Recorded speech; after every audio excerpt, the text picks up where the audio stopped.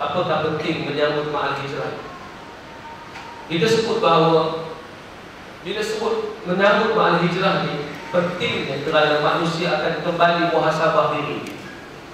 Kita yang sudah baik akan nak cari jalan supaya nampak lebih baik. Dan kita membuka ruang kepada mereka yang tidak baik untuk balik kepada agama Allah Subhanahu wa taala. Sebab Islam itu sifatnya meraihkan semua orang yang nak pulang kepada Allah. Hatta kalau dia pernah berzina sekalipun. Hatta kalau dia berzina itu sampai kadang-kadang tidak masuk akal. Berzina dengan jenazah. Dalam kitab Tambihul Ghafilin ada cerita satu orang pemuda yang menangis depan pintu masjid. Omar tanya kepada dia, lalu Omar masuk jumpa Nabi. Omar pun menangis. Ya Rasulullah, dia ni buat satu benda yang aku pun tak boleh fikir. Teruk sangat perbuatan dia, ya Rasulullah. Maka Nabi kata masuk. Bila dia masuk, dia pun kata, dosa aku sungguhnya terlampau besar, ya Rasulullah. Maka Nabi tanya, adakah pengampunan Allah besar atau dosamu lebih besar? Barulah dia jawab, pengampunan Allah lebih besar daripada dosa. Apa dosamu? Dosa aku, ya Rasulullah, kerja aku curi kain kafan. Aku korek mana-mana jenazah yang baru dikebumikan, aku angkat, aku ambil kain. Kerana kerja aku curi kain kafan. Lalu pekerjaan tu dah tak ada dah, pasal kain banyak tu dah.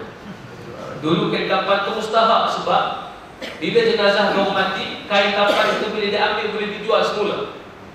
Tu kerja dia. Sampai satu hari kata dia, aku curi kain kafan daripada satu perempuan Ansar yang sangat cantik tapi matinya muda. Bila aku dah ambil kain, tiba-tiba syaitan berbisik dalam jiwa aku, takkan tengok saja benda free tu. Takkan tengok saja benda tu ada depan mata. Bukan dia boleh buat apa lah. Aku berzina dengan jenazah itu, ya Rasulullah. Tiba-tiba jenazah itu bangun menyatakan kepada aku, tidakkah kau malu, wahai sang laki-laki? Kau biarkan aku bawa tanggung dosa zina depan Allah, dan kau biarkan aku pula dalam keadaan bertelanjang menghadap Allah Subhanahu wa taala.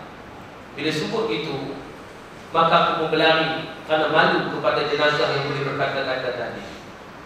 Jumpa Nabi dan cerita pada Nabi, Nabi pun tak diterima rupanya. Nabi kata, ukhruj, keluar daripada tempat ini, sebab kau memang tak layak melainkan neraka bagimu. Dia menangis deresak-resak sambil bertaubat kepada Allah dan dia berdoa, ya Allah, kalaulah dosa aku tidak diampunkan, kau panahkan aku dengan halilintar.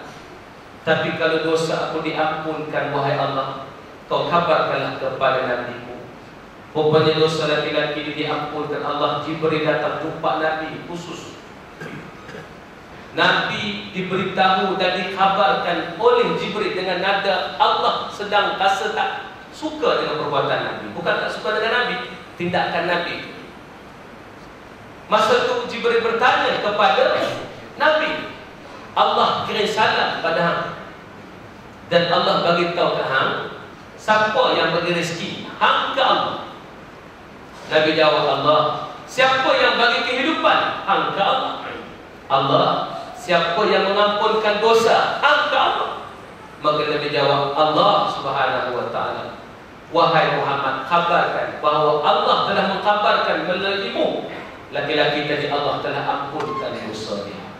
Dosa besar tuan, yang terlampau besar.